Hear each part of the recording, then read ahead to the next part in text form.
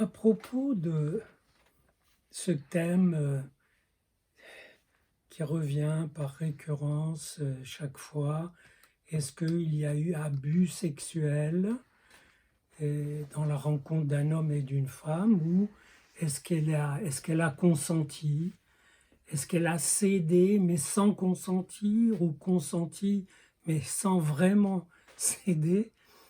Et ça peut paraître un petit peu grotesque, et dans la mesure où dans les meilleures traditions, on admet que pour ces choses-là, et il vaut mieux ne pas trop en parler quand il n'y a pas de témoin, quand il n'y a pas de témoignage.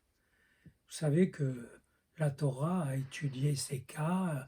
Il y a eu une femme se plaint d'avoir été violée, ou il se révèle qu'elle a été violée. Il distingue, est-ce que c'est dans la ville ou dans les champs?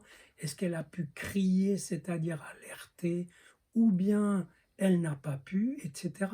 Peu importe, c'est une casuistique, mais qui témoigne que ce n'est pas simple. Et vous savez, et dire, et bon, et voilà, ils ont eu des rapports sexuels, mais elle n'a pas vraiment consenti. Et il faut voir que quand on consent à quelque chose, ou quand on cède à quelque chose, aux appels, aux désirs de quelqu'un, c'est à peu près aussi problématique que quand on cède à son propre désir, ou euh, quand on cède à son propre désir, on n'est pas toujours au clair avec ça. Ou quand on consent à une certaine relation, il y a aussi souvent une réserve. Autrement dit, chercher un consentement sans réserve totale, et dans ces cas-là, c'est un petit peu illusoire. Et j'ai entendu l'autre jour quelqu'un qui ramenait soi-disant un concept psychanalytique, lacanien, qui s'appellerait la cession traumatique. Elle a cédé, mais comme un mur cède. Ben oui, il n'y a pas besoin d'amener un trauma ou Monsieur Lacan pour ça. Un mur peut céder à la pression ou à un coup. Et ça veut dire que la résistance que normalement il oppose n'a pas tenu. Eh bien, là aussi, dans une rencontre, dans un rapport, sauf s'il y a viol manifeste, et il y a l'idée que ça a pu céder au sens où la résistance qui était là n'a pas tenu. Mais là encore, c'est de la casuistique, et je voudrais apporter un élément nouveau, supplémentaire, que j'ai beaucoup travaillé dans mes œuvres, et qui est non pas le rapport de la femme à l'homme, mais de la femme à la femme, aux autres femmes. Parce que finalement, quelqu'un a parlé d'un cas où la personne, la toute jeune fille, a été séduite. Imaginons qu'elle ait été majeure, 16 ans ou plus. Elle a été séduite, et puis elle a marché dans cette histoire. Elle était heureuse, et un beau jour, elle s'est aperçue qu'il avait d'autres femmes, qu'il en avait beaucoup. Mais même s'il en avait une seule de plus, ça aurait été traumatisant pour la jeune fille. Ce qui veut dire que, en réalité, ce qui l'a traumatisé, c'est l'existence de l'autre femme dans cet espace jusque-là heureux qu'elle avait construit.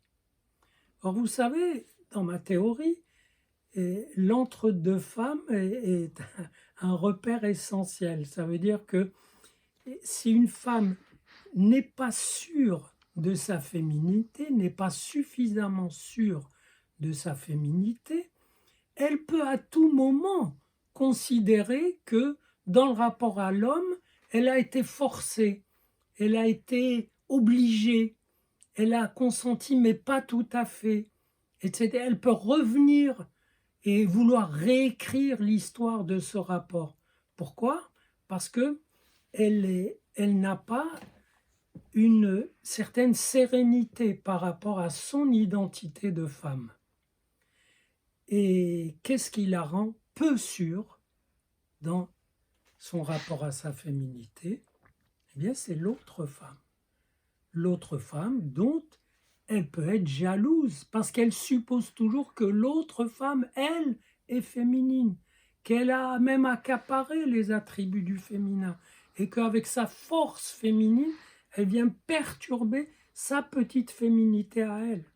Donc c'est un problème à base de jalousie, et une jalousie d'une femme par rapport à sa féminité, par rapport aux autres femmes. Et c'est souvent à base d'une jalousie par rapport à la sœur. Je relisais hier la mégère apprivoisée de Shakespeare, et parce que je complète ce volume de commentaires de toutes ces pièces, et c'est de toute beauté. D'abord, c'est pas la mégère, c'est the shrew, ça veut dire la sauvage, l'indomptable. Et il y a un homme qui arrive à la dompter et à la soumettre, et non pas à ce qu'on croirait être son machisme ou son patriarcat, mais à la réconcilier avec sa féminité, avec laquelle elle était en guerre. Que souvent, ces femmes qui, sauf encore une fois, quand elles sont réellement violées, et là, évidemment que c'est un crime, que c'est d'ailleurs reconnu, puni comme tel. Mais je vous parle de tous ces cas où elles ont consenti et reviennent là-dessus. Et pour dire que ce n'était pas un vrai consentement. C'est cette, ou bien qu'elles ne consentent jamais, qu'elles affichent une antipathie pour l'homme. Et je dis que par en dessous, c'est un problème avec leur féminité, c'est-à-dire avec l'autre femme. Et donc, dans la mégère, dans la sauvage apprivoisée, l'héroïne, qui s'appelle Katharina, elle est jalouse de sa sœur et jalouse du fait que le père n'a d'attention que pour la sœur, qui est jolie au sens conventionnel, qui a beaucoup de prétendants, qui est choisie régulièrement alors qu'elle n'est pas choisie et qu'elle en vient donc à refuser tout choix, donc à refuser sa féminité. Et c'est cette auto-mortification qui est souvent en jeu dans cette polémique sur est-ce que vraiment elle a cédé forcée ou est-ce qu'elle était en fait consentante, mais pas tout à fait. Et des fois, c'est un petit peu caricatural. Donc, elle a cédé, elle a consenti. Le type s'est révélé un sale type ou un type médiocre, comme ça peut arriver. Donc, elle n'a pas consenti. Là, il ne faut pas pousser. Il faut pousser l'après-coup jusqu'à réécrire le rapport qui, de toute façon, est très difficile à écrire au sens à rendre transparent.